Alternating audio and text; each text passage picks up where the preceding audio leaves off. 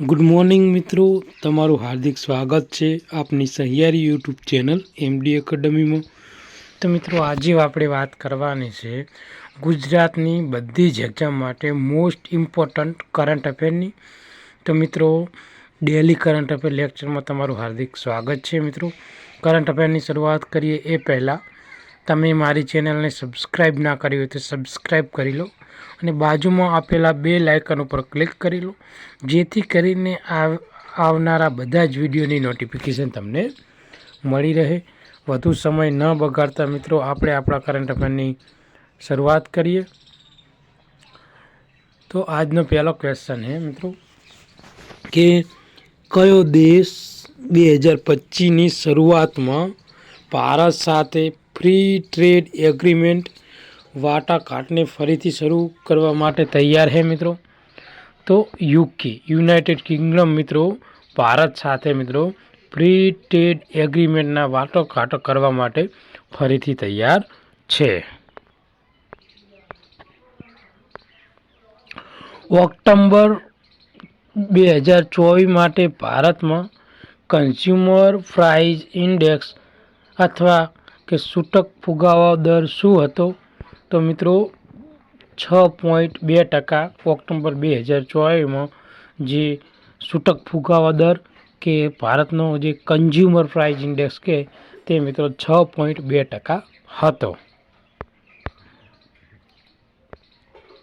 ઝડપથી વૃદ્ધ વસ્તી અને ઘટતા પ્રજનન દરને કારણે તાજેતરમાં ભારતીય રાજ્યએ તેની 2 બાળક નીતિ પાછી ખેંચી। તો તે કયું રાજ્ય છે? તો મિત્રો આંધ્રપ્રદેશ દ્વારા તેને મિત્રો 2 બાળક નીતિ મિત્રો અપનાવી હતી, તે મિત્રો એને પાછી ખેંચી લીધી છે મિત્રો। તો આ મોસ્ટ ઇમ્પોર્ટન્ટ ક્વેશ્ચન છે। આગળ વાત કરીએ તો ભારતના કયા રાજ્યમાં સફેદ પીસાવાળા દુર્લભ મોરને લ્યુસિઝમના કારણે તાજેતરમાં બચાવી લેવામાં આવ્યા છે? તો તમિલનાડુમાં મિત્રો આ જે સફેદ પીસાવાળા મોર ને એ જોવા મળે છે અને તેને બચાવી લેવામાં આવ્યા છે। તાજેતરમાં બીજી ઇન્ડિયા કેરીકોમ સમિટ કયા દેશમાં યોજાઈ હતી?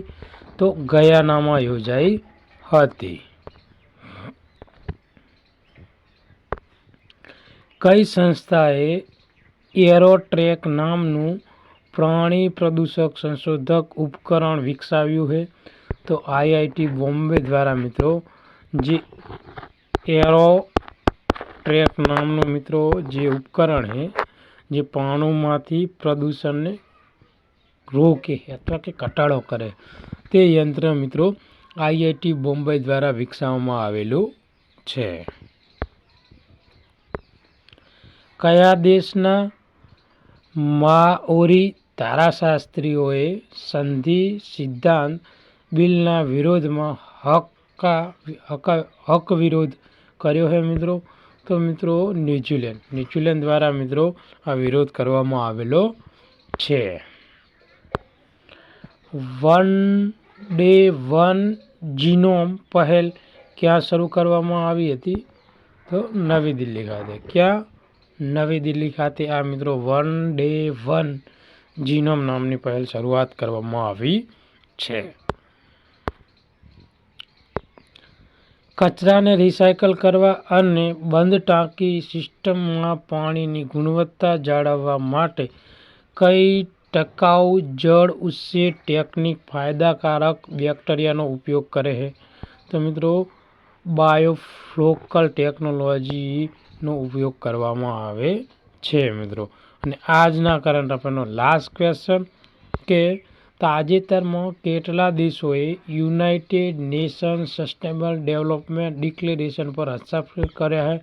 તો 50 દેશોએ મિત્રો હસ્તાક્ષર કર્યા છે મિત્રો।